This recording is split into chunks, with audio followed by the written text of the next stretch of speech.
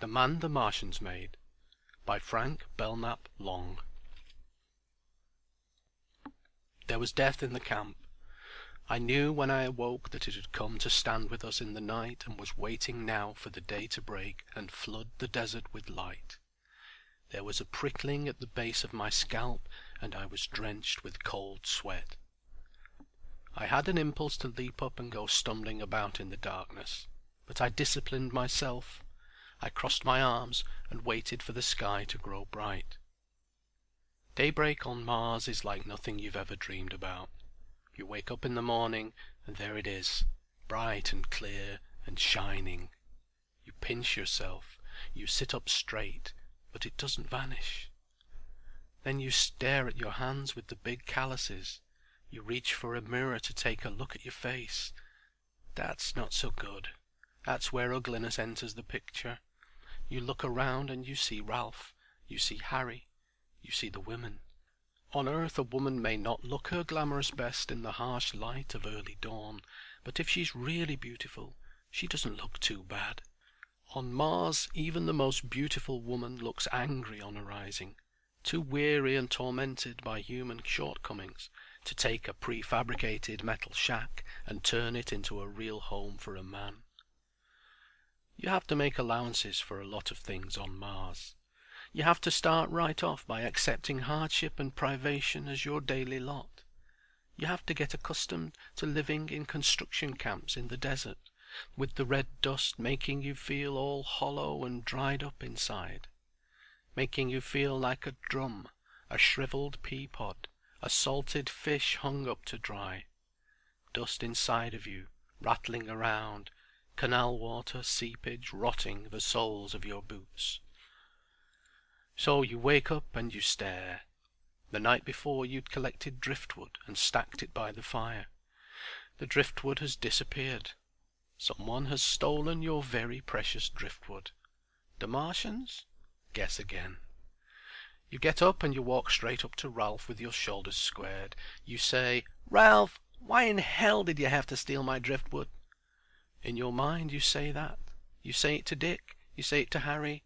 But what you really say is, "Larsen was here again last night."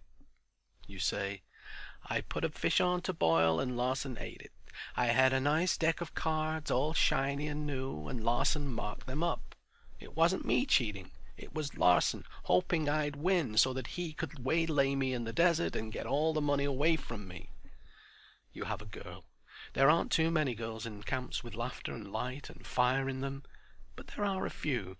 And if you're lucky, you take a fancy to one particular girl, her full red lips and her spun gold hair. All of a sudden she disappears. Somebody runs off with her. It's Larsen. In every man there is a slumbering giant. When life roars about you on a world that's rugged and new, you've got to go on respecting the lads who have thrown in their lot with you, even when their impulses are as harsh as the glint of sunlight on a desert-polished tombstone. You think of a name, Larsen. You start from scratch and you build Larsen up until you have a clear picture of him in your mind. You build him up until he's a great, shouting, brawling, golden man, like Paul Bunyan. Even a wicked legend can seem golden on Mars. Larsen wasn't just my slumbering giant, or Dick's, or Harry's.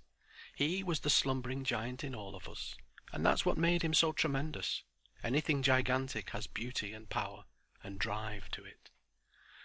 Alone we couldn't do anything with Larsen's gusto.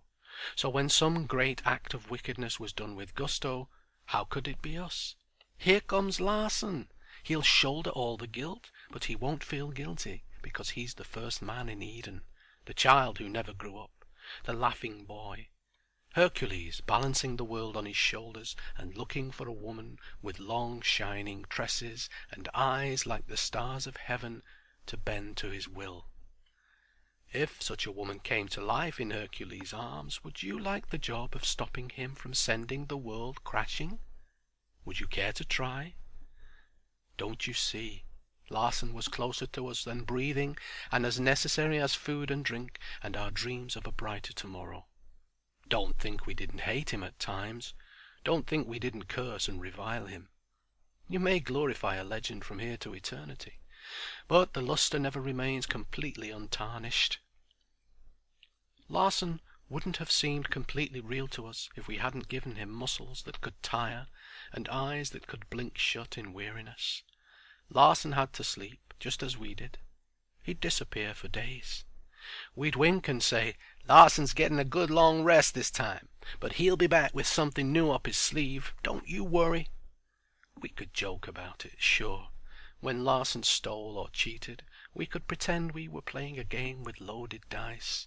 Not really a deadly game, but a game full of sound and fury, with a great rousing outburst of merriment at the end of it. But there are deadlier games by far.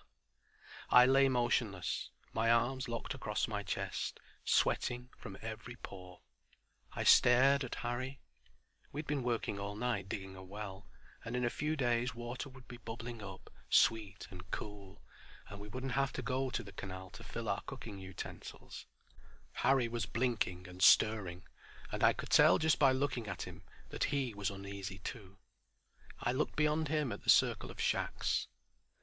Most of us were sleeping in the open, but there were a few youngsters in the shacks, and women too worn out with drudgery to care much whether they slept in smothering darkness or under the clear cold light of the stars. I got slowly to my knees, scooped up a handful of sand, and let it dribble slowly through my fingers. Harry looked straight at me, and his eyes widened in alarm. It must have been the look on my face. He arose and crossed to where I was sitting, his mouth twitching slightly. There was nothing very reassuring about Harry. Life had not been kind to him, and he had resigned himself to accepting the slings and arrows of outrageous fortune without protest. He had one of those emaciated, almost skull-like faces which terrify children and make women want to cry. "You don't look well, Tom," he said. "You've been driving yourself too hard." I looked away quickly. I had to tell him, but anything could terrify and demoralize Harry and make him throw his arm before his face in blind panic. But I couldn't keep it locked up inside me an instant longer. "Sit down, Harry," I whispered. "I want to talk to you. No sense in waking the others." "Oh," he said. He squatted beside me on the sand, his eyes searching my face. "What is it, Tom?" "I heard a scream," I said. "It was pretty awful. Somebody has been hurt, bad. It woke me up, and that takes some doing." Harry nodded. "You sleep like a log," he said. "I just lay still and listened," I said, with my eyes wide open. "Something moved out from the well, a two-legged something. It didn't make a sound. It was big, Harry, and it seemed to melt into the shadows. I don't know what kept me from leaping up and going after it. It had something to do with the way I felt, all frozen up inside." Harry appeared to understand. He nodded, his eyes darting toward the well. "How long ago was that?" 10-15 minutes. "You just waited for me to wake up?" "That's right," I said. "There was something about the scream that made me want to put off finding out. Two's company, and when you're alone with something like that, it's best to talk it over before you act." I could see that Harry was pleased. Unnerved too, and horribly shaken, but he was pleased that I had turned to him as a friend I could trust. When you can't depend on life for anything else, it's good to know you have a friend. I brushed sand from my trousers and got up. "Come on," I said. "We'll take a look." It was an ordeal for him. His face twitched and his eyes wavered. He knew I hadn't lied about the scream. If a single scream could unnerve me that much, it had to be bad. We walked to the well in complete silence. There were shadows everywhere, chill and forbidding. Almost like people they seemed, whispering together, huddling close in ominous, gossipy silence, aware of what we would find. It was a 60-foot walk from the fire to the well, a walk in the sun, a walk in the bright hot sun of Mars, with utter horror perhaps at the end of it. The horror was there. Harry made a little choking noise deep in his throat, and my heart started pounding like a bass drum. 2. The man on the sand had no top to his head. His skull had been crushed and flattened so hideously that he seemed like a wooden figure resting there, an anatomical dummy with its skull case lifted off. We looked around for the skull case, hoping we'd find it, hoping we'd made a mistake and stumbled by accident into an open-air dissecting laboratory and were looking at ghastly props made of plastic and glittering metal instead of bone and muscle and flesh. But the man on the sand had a name. We'd known him for weeks and talked to him. He wasn't a medical dummy, but a corpse. His limbs were hideously convulsed, his eyes wide and staring. The sand beneath his head was clotted with dried blood. We looked for the weapon which had crushed his skull, but couldn't find it. We looked for the weapon before we saw footprints in the sand. Big they were, incredibly large and massive. A man with a size 12 shoe might have left such prints if the leather had become a little soggy and spread out around the soles. "The poor guy," Harry whispered. I knew how he felt. We had all liked Ned. A harmless little guy with a great love of solitude. A guy who hadn't a malicious hair in his head. A happy little guy who liked to sing and dance in the light of a high-leaping fire. He had a banjo and was good at music making. Who could have hated Ned with a rage so primitive and savage? I looked at Harry and saw that he was wondering the same thing. Harry looked pretty bad, about ready to cave in. He was leaning against the well, a tormented fury in his eyes. "The murderous bastard!" he muttered. "I'd like to get him by the throat and choke the breath out of him. Who'd want to do a thing like that to Ned?" "I can't figure it out either," I said. Then I remembered. I don't think Molly Egan really could have loved Ned. The curious thing about it was that Ned didn't even need the kind of love she could have given him. He was a self-sufficient little guy, despite his frailness, and didn't really need a woman to look after him. But Molly must have seen something pathetic in him.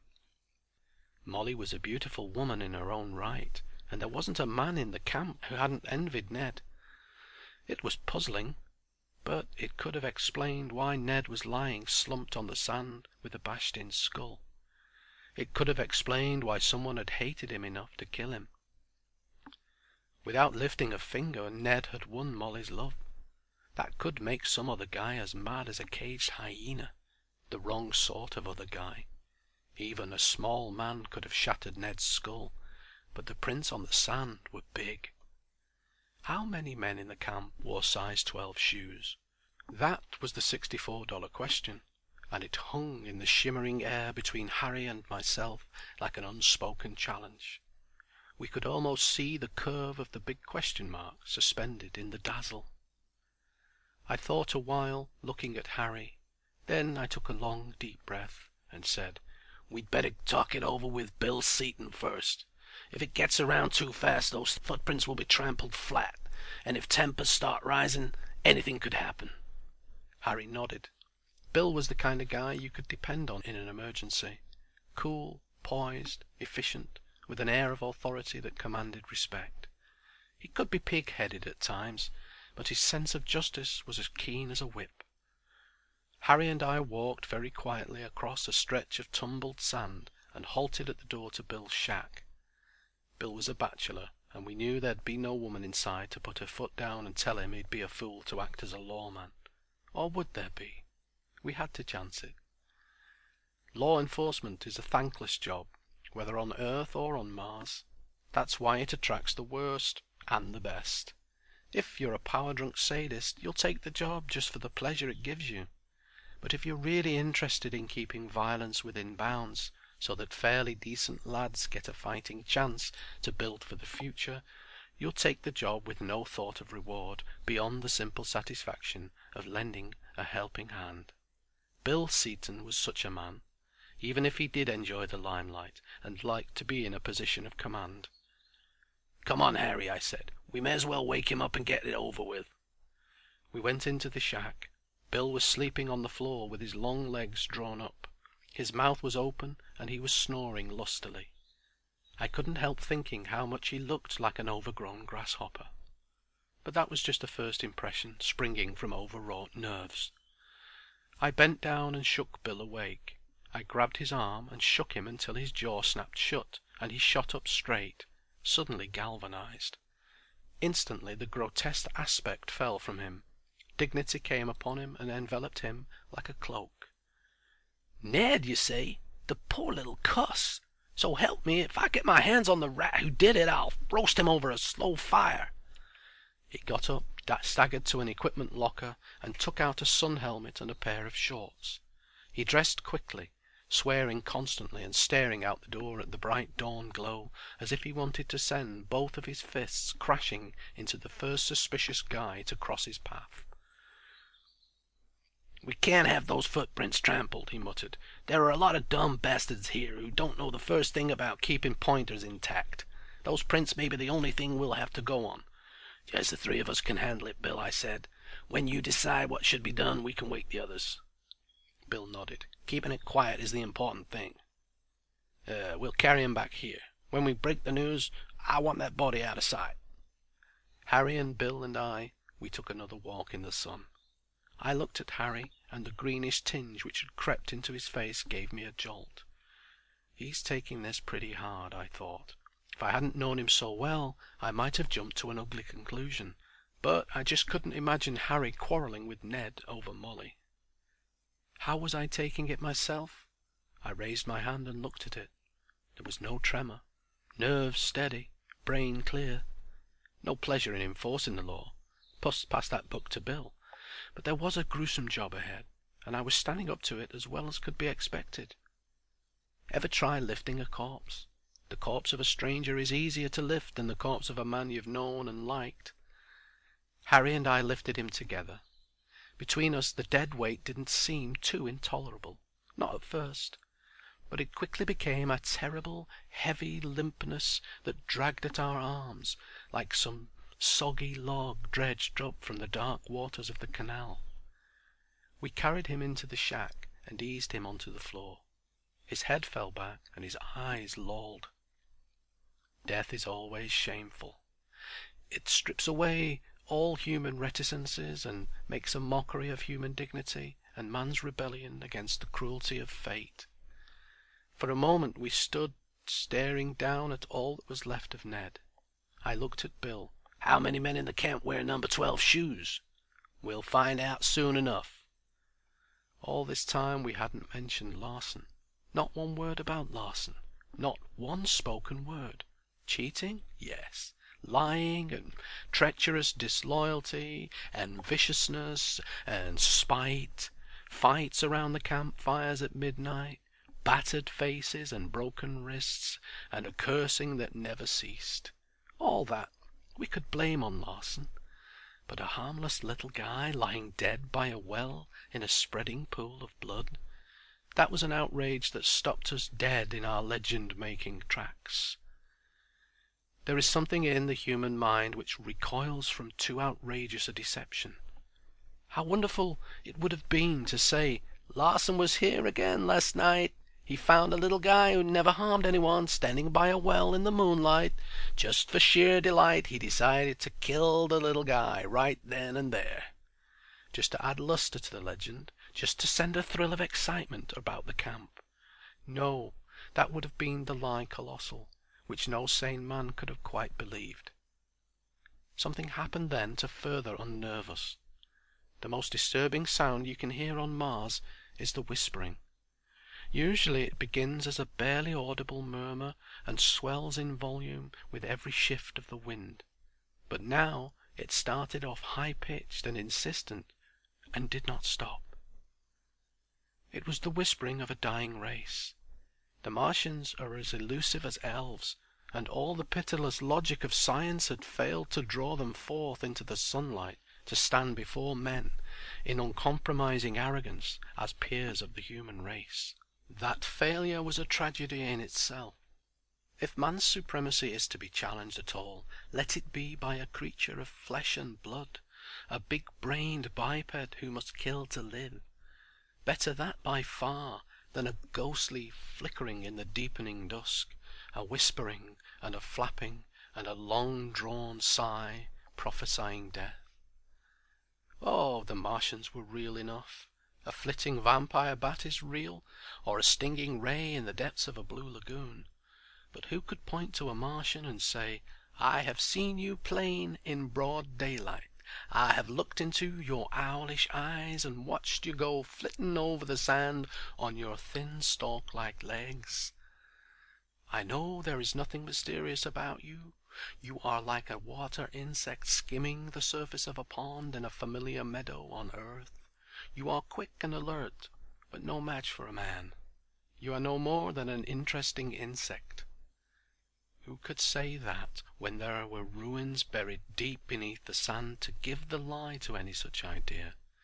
First the ruins, and then the Martians themselves, always elusive, gnome-like, goblin-like, flitting away into the dissolving dusk. You're a comparative archaeologist, and you're on Mars with the first batch of rugged youngsters to come tumbling out of a spaceship with stardust in their eyes. You see those youngsters digging wells and sweating in the desert. You see the prefabricated housing units go up, the tangle of machinery, the campsites growing lusty with midnight brawls and skull-cracking escapades. You see the towns in the desert, the law enforcement committees, the camp followers, the reform fanatics. You're a sober-minded scholar. So you start digging in the ruins. You bring up odd-looking cylinders, rolls of threaded film, instruments of science so complex they make you giddy. You wonder about the Martians. What were they like when they were a young and proud race? If you're an archaeologist, you wonder. But Bill and I, we were youngsters still. Oh, sure, we were in our 30s, but who would have suspected that? Bill looked 27, and I hadn't a grey hair in my head. 3. Bill nodded at Harry. "You better stay here. Tom and I'll get asking some pointed questions, and our first move will depend on the answers we get. Don't let anybody come snooping around this shack. If anyone sticks his head in and wants to start turning ugly, warn him just once, then shoot to kill." He handed Harry a gun. Harry nodded grimly and settled himself on the floor close to Ned. For the first time since I'd known him, Harry looked completely sure of himself. As we emerged from the shack, the whispering was so loud the entire camp had been placed on the alert. There would be no need for us to go into shack after shack, watching surprise and shock come into their eyes. A dozen or more men were between Bill's shack and the well. They were staring grimly at the dawn, as if they could already see blood on the sky, spilling over on the sand and spreading out in a sinister pool at their feet. A mirage-like pool mirroring their own hidden forebodings, mirroring a knotted rope and the straining shoulders of men too vengeful to know the meaning of restraint. Jim Kenny stood apart and alone, about 40 feet from the well, staring straight at us. His shirt was open at the throat, exposing a patch of hairy chest, and his big hands were wedged deeply into his belt. He stood about 6'3", very powerful, and with large feet. I nudged Bill's arm. "What do you think?" I asked. Kenny did seem a likely suspect.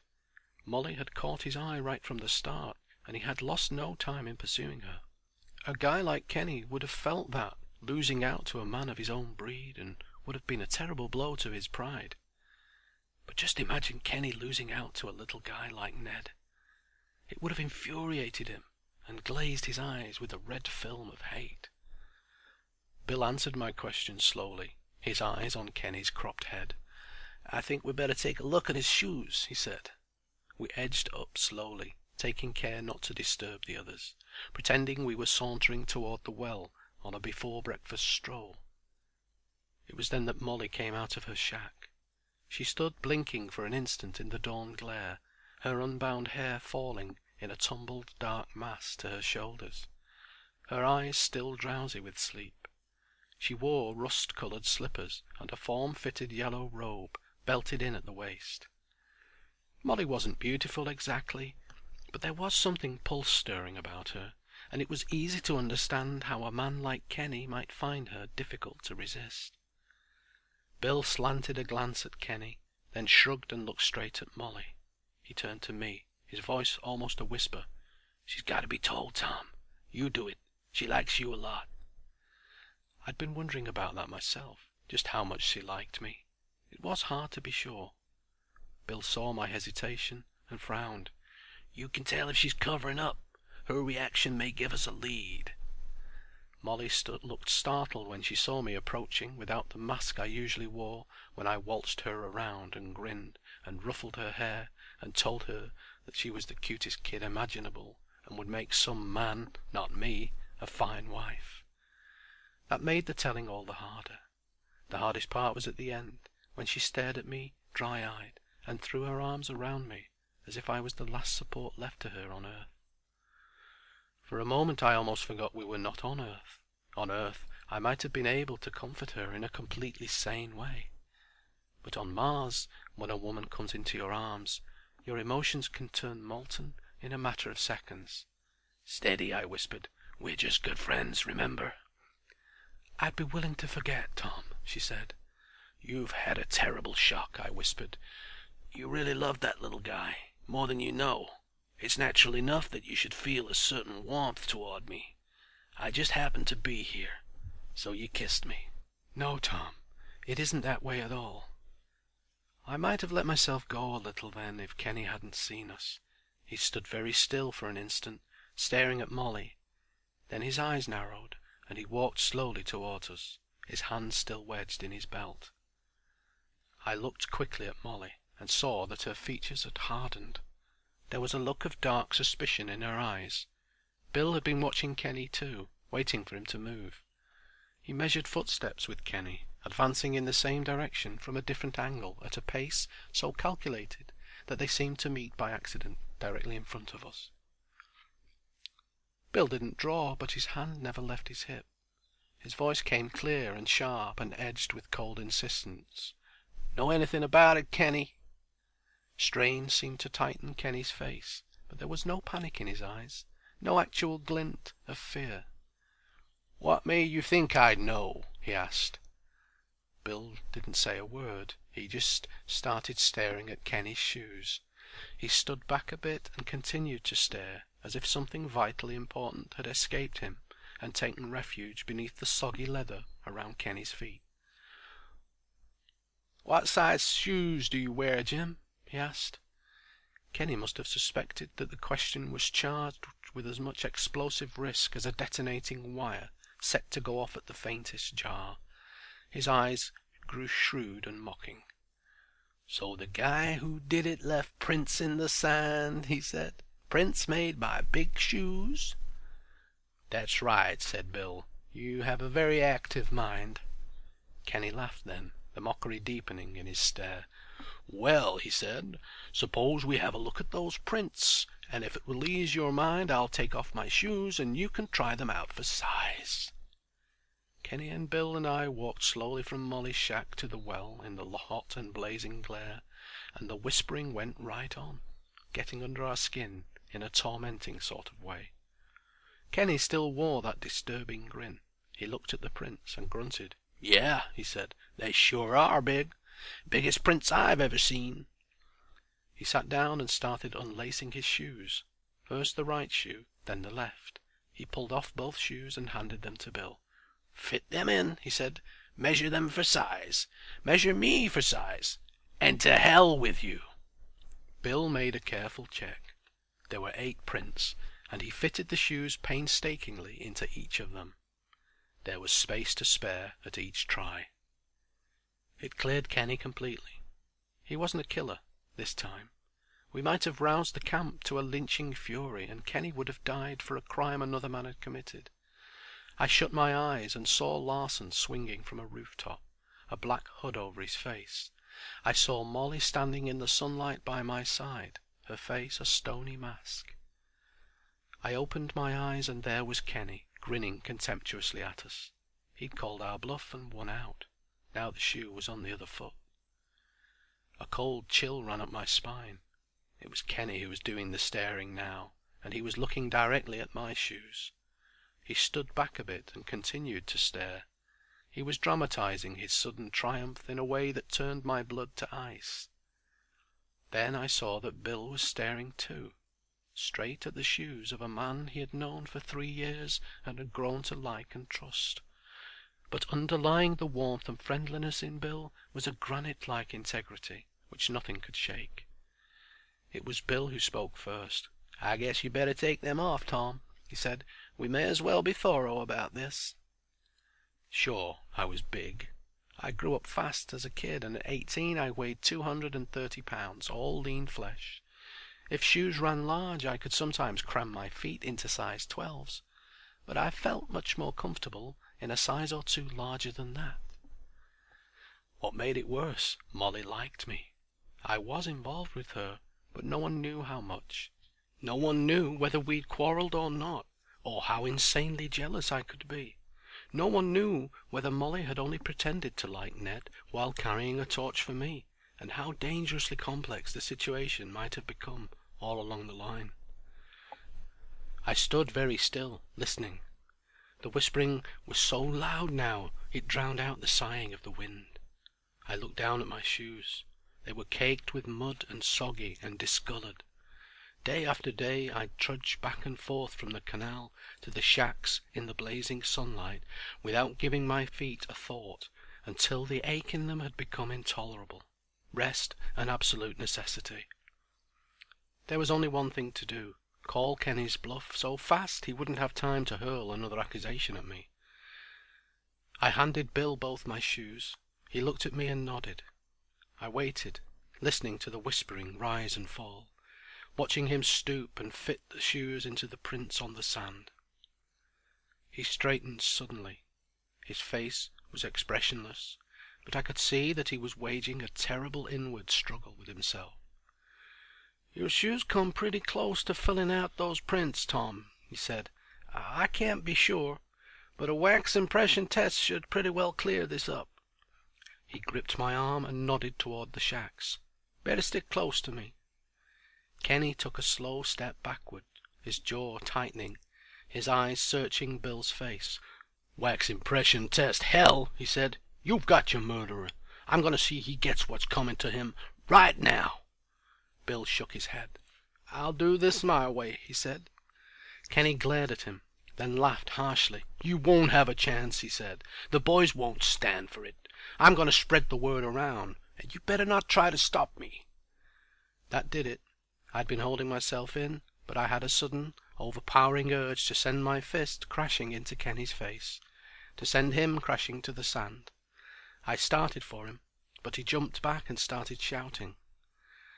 I can't remember exactly what he shouted, but he said just enough to put a noose around my neck. Every man and woman between the shacks and the well swung about to stare at me. I saw shock and rage flare in the eyes of men who usually had steady nerves. They were not calm now, not one of them. 4. It all happened so fast I was caught off balance. In the harsh Martian sunlight human emotions can be as unstable as a wind-lashed dune. A crazy thought flashed through my mind. Will Molly believe this too? Will she join these madmen in their wild thirst for vengeance? My need for her was suddenly overwhelming. Just seeing her face would have helped. But now more men had emerged from the shacks, and I couldn't see beyond them. They were heading straight for me, and I knew that even Bill would be powerless to stop them. You can't argue with an avalanche. It was rolling straight toward me, gathering momentum as it came. Not one man or a dozen, but a solid wall of human hate and unreason. Bill stood his ground. He had drawn his gun, and he started shouting that the prints couldn't have been made by my shoes. I chalked that up to his credit, and resolved never to forget it. I knew I'd have to make a dash for it. I ran as fast as I could, keeping my eyes on the glimmer of sunlight on the rising dunes and deep hollows which a carefully placed bullet could have changed quickly into a burial mound. A sudden, crackling burst of gunfire ripped through the air.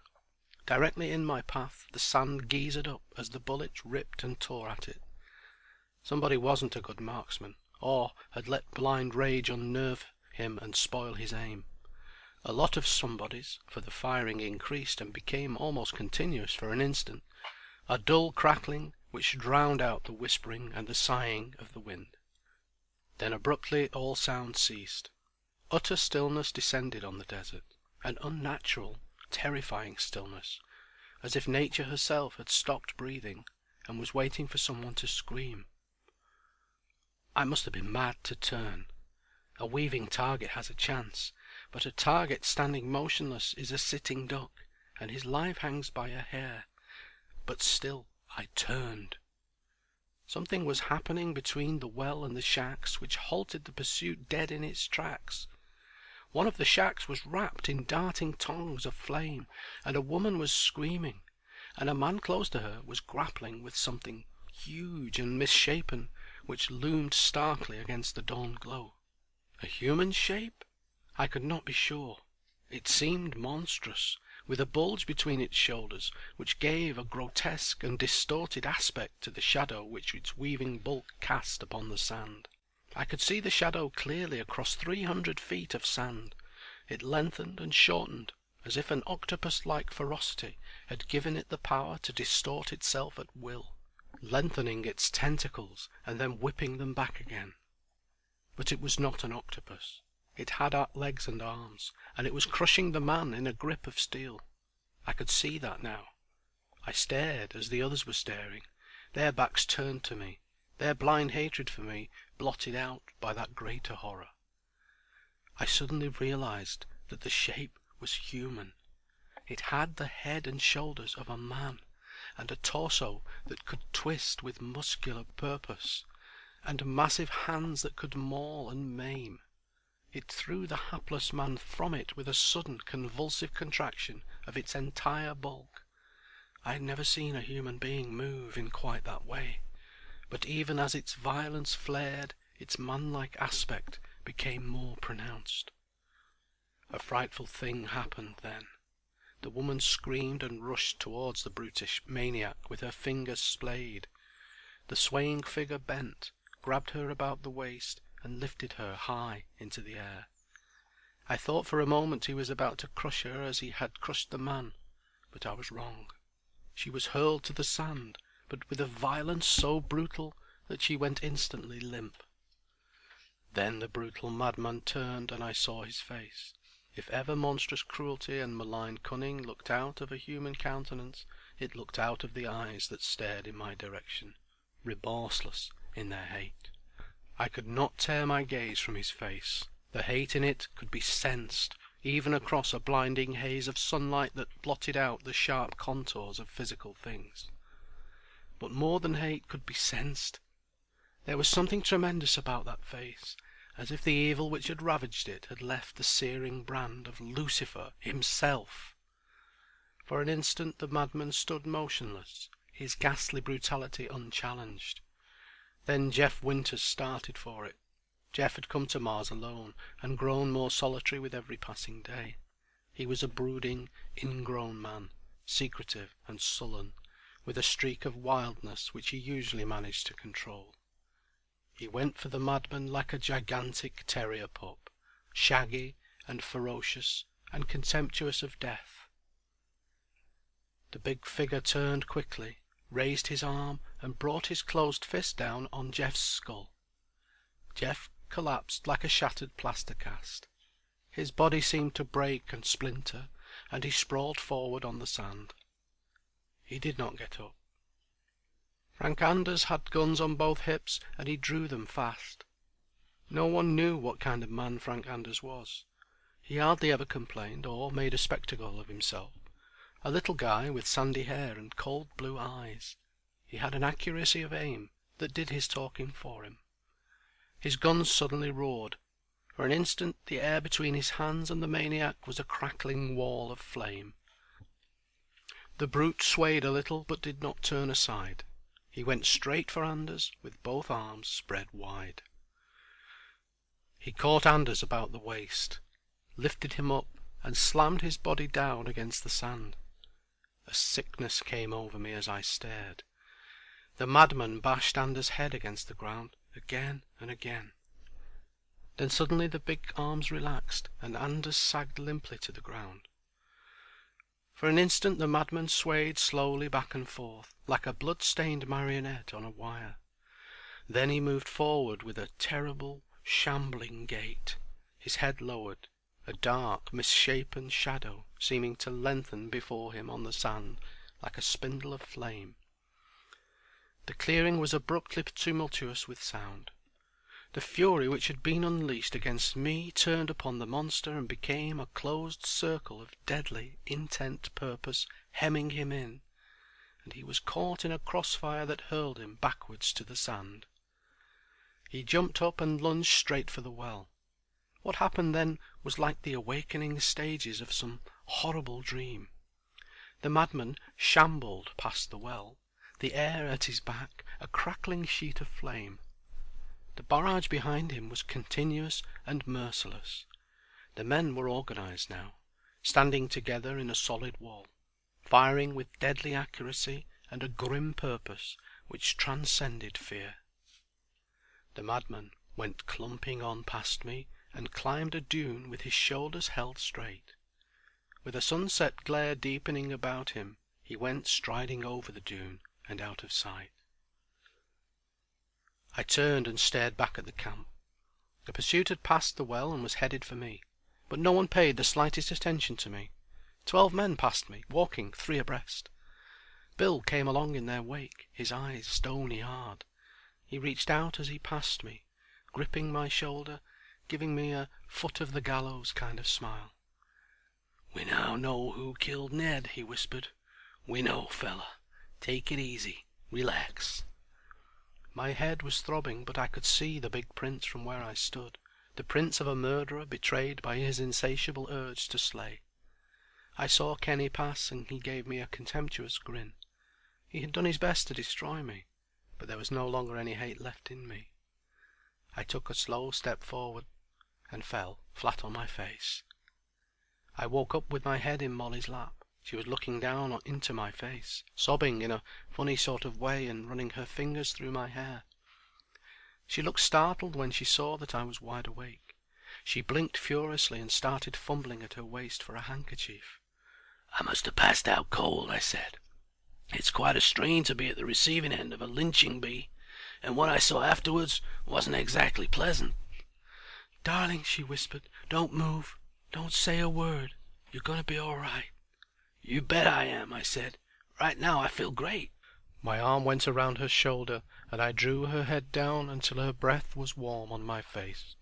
I kissed her hair and lips and eyes for a full minute in utter recklessness. When I released her, her eyes were shining, and she was laughing a little, and crying too. "You've changed your mind," she said. "You believe me now, don't you?" "Don't talk," I said. "Don't say another word. I just want to look at you." "It was you right from the start," she said. "Not Ned, or anyone else." "I was a blind fool," I said. "You never gave me a second glance." "One glance was enough," I whispered. "But when I saw how it seemed to be between you and Ned—" "I was never in love with him. It was just—" "Never mind. Don't say it," I said. "It's over and done with." I stopped, remembering. Her eyes grew wide and startled, and I could see that she was remembering too. "What happened?" I asked. "Did they catch that vicious rat?" She brushed back her hair, the sunlight suddenly harsh on her face. "He fell into the canal. The bullets brought him down, and he collapsed on the bank." Her hand tightened on my wrist. "Bill told me. He tried to swim, but the current carried him under. He went down and never came up." "I'm glad," I said. "Did anyone in the camp ever see him before?" Molly shook her head. "Bill said he was a drifter, a dangerous maniac who must have been crazed by the sun."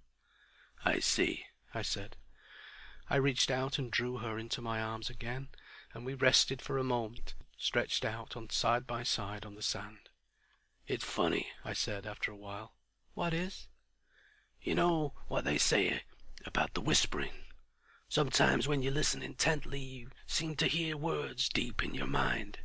as if the Martians had telepathic powers." "Perhaps they have," she said. I glanced sideways at her. "Remember," I said, "there were cities on Mars when our ancestors were hairy apes. The Martian civilization was flourishing and great 50 million years before the pyramids arose as a monument to human solidarity and worth. A bad monument, built by slave labor, but at least it was a start." "Now you're being poetic, Tom," she said. "Perhaps I am. The Martians must have had their pyramids too, and at the pyramid stage they must have had their Larsens to shoulder all the guilt. To them we may still be in the pyramid stage. Suppose—" "Suppose what?" "Suppose they wanted to warn us, to give us a lesson we couldn't forget. How can we say with certainty that a dying race couldn't still make use of certain techniques that are far beyond us?" "I'm afraid I don't understand," she said, puzzled. "Some day," I said, "our own science will take a tiny fragment of human tissue from the body of a dead man, put it into an incubating machine, and a new man will arise again from that tiny shred of flesh. A man who can walk and live and breathe again, and love again, and die again after another full lifetime. Perhaps the Martian science was once as great as that, and the Martians might still remember a few of the techniques. Perhaps from our human brains, from our buried memories and desires, they could filch the key and bring to horrible life a thing so monstrous and so terrible." Her hand went suddenly cold in mine. "Tom, you can't honestly think—" "No," I said. "It's nonsense, of course. Forget it." I didn't tell her what the whispering had seemed to say deep in my mind. "We've brought you Larsen. You wanted Larsen, and we've made him for you. His flesh and his mind, his cruel strength and his wicked heart. Here he comes. Here he is. Larsen, Larsen, Larsen." End of The Man the Martians Made, by Frank Belknap Long. Recording by Tony Foster.